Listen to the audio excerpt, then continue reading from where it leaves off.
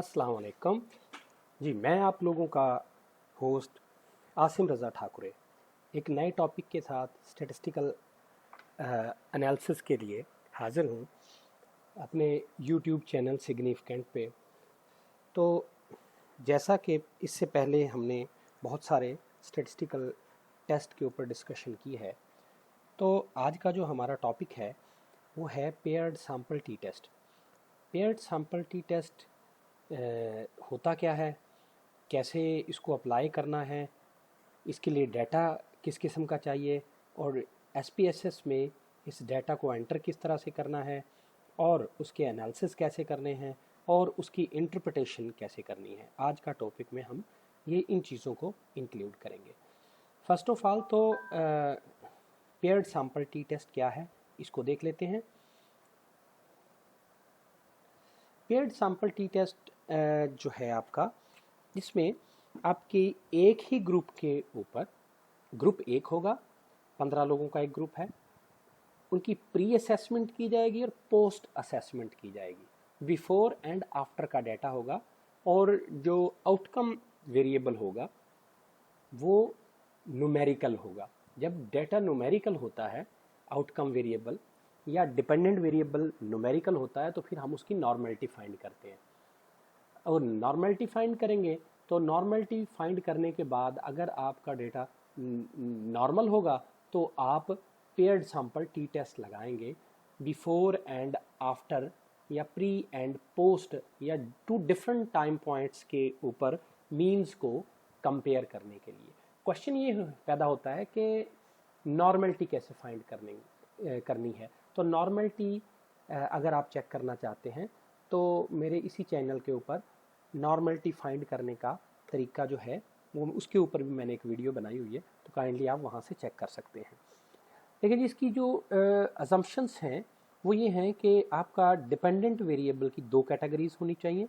Dependent variable जो है वो कंटिन्यूस होना चाहिए, कंटिन्यूस होना चाहिए यानी न्यूमेरिकल होना चाहिए। जैसे कि हम कुछ लोगों का, 15 लोगों का के BMI कैलकुलेट कर लें, ठीक है, तो BMI जो है वो कंटिन्यूस है। और इंडिपेंडेंट वेरिएबल आपका जो है दो कैटेगरी में होना चाहिए, दो कैटेगरी में हो, या आप प्री और पोस्ट की बात कर सकते हैं, पेयर्ड में हो जाए, ठीक है। SPSS में इसको एंटर करने का तरीकाकार मैं अलग बताऊंगा। पेयर्ड जब आप अप्लाई करते हैं तो इसमें दो अलग वेरिएबल बनाते हैं, एक प्री के लिए और एक पोस्ट के लिए। उसके बाद तीसरी उसकी असम्पशन ये है कि आपके डाटा के अंदर, डिपेंडेंट वेरिएबल का जो डाटा है उसके अंदर कोई आउटलायर नहीं होना चाहिए, सिग्निफिकेंट आउटलायर नहीं होना चाहिए उनके डिफरेंस के दरमियान में। प्री और पोस्ट के डिफरेंस के दरमियान में आपका कोई आउटलायर ना हो। तो इसका मतलब ये हुआ, अगर तो आउटलायर होगा डाटा के अंदर तो इसका अपर आउटलायर भी हो सकता है, लोअर आउटलायर भी हो सकता है। अगर किसी किस्म का भी आपके डाटा के अंदर आउटलायर होगा तो आपका डाटा की डिस्ट्रीब्यूशन जो है वो नॉर्मल नहीं रहेगी। तो उसके बाद चौथी, इसका थर्ड जो आपकी अजम्पशन है इसका ताल्लुक है फोर्थ अजम्पशन के साथ। फोर्थ अजम्पशन ये कहती है कि आपकी डिस्ट्रीब्यूशन जो है वो नॉर्मल होनी चाहिए। नॉर्मल कब होगी?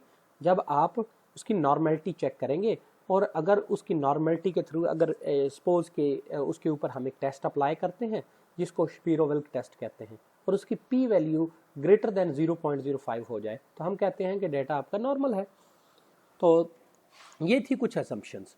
इसके बाद हम देखते हैं कि डाटा किस तरह से इसका होता है, इसका डाटा को किस तरह से SPSS में रखा जाता है। तो इसके लिए दो अलग अलग से अलग वेरिएबल डेवलप करने पड़ते हैं, एक प्री के साथ और एक पोस्ट के साथ, एक बेसलाइन के ऊपर, एक 6th वीक के ऊपर। सपोज दो असेसमेंट के लिए दो वेरिएबल आप क्रिएट करेंगे और दोनों वेरिएबल्स में एक ही चीज़ को चेक किया जाएगा, बेसलाइन के ऊपर भी BMI और 6th वीक के ऊपर भी BMI।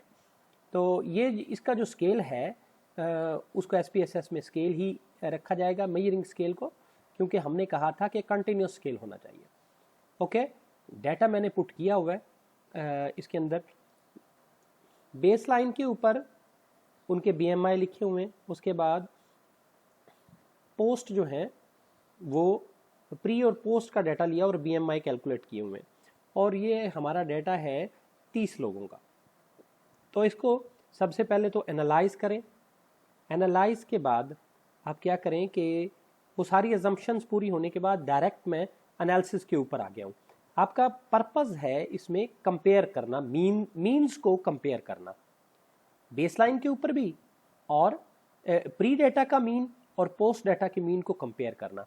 तो एनालाइज में कंपेयर मीन में जाके तो आप यहाँ पे पेयर्ड सैंपल टी टेस्ट के ऊपर क्लिक करेंगे। तो अगर आप देखेंगे वेरिएबल 1 और 2 लिखा हुआ है तो आप प्री वाले डाटा को दूसरी तरफ शिफ्ट करेंगे प्री वेरिएबल 1 में, और पोस्ट वाले डाटा को दूसरी तरफ शिफ्ट करेंगे तो वेरिएबल 2 के अंदर।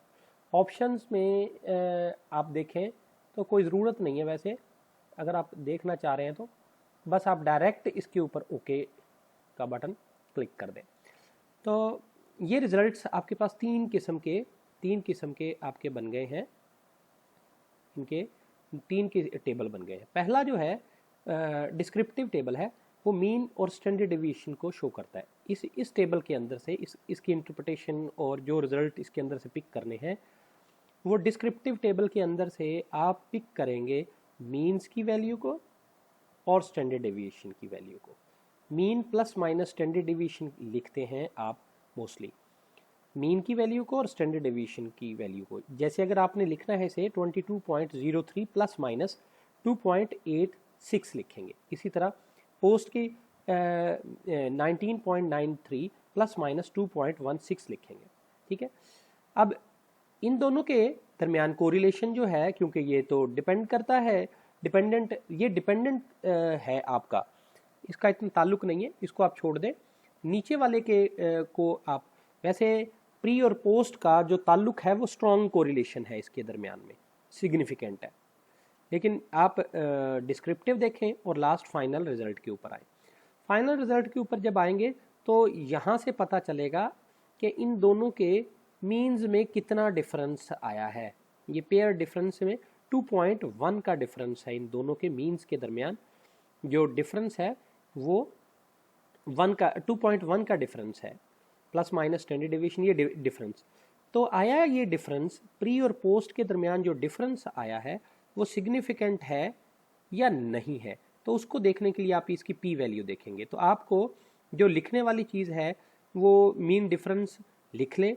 अगर ये नहीं लिखना चाहते तो इसके लिए ये देखें जी, यहाँ पे इसके लिए कॉन्फिडेंस इंटरवल भी लिखना है, लोअर और अपर, टी डिग्री ऑफ फ्रीडम, और ये वाली वैल्यूज़ लिखेंगे। यहाँ पे स्टैंडर्ड एरर को शो करने की ज़रूरत नहीं है, स्टैंडर्ड एरर को निकाल के आप बाकी सब कुछ इसके अंदर शो कर सकते हैं।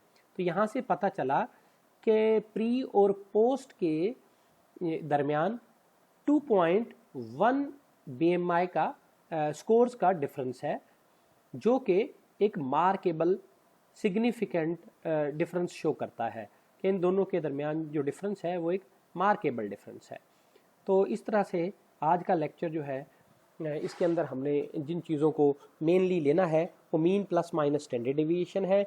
उसके बाद आप यहाँ से स्टैंडर्ड एरर को ख़त्म करके ये वाले रिजल्ट्स को शो कर सकते हैं।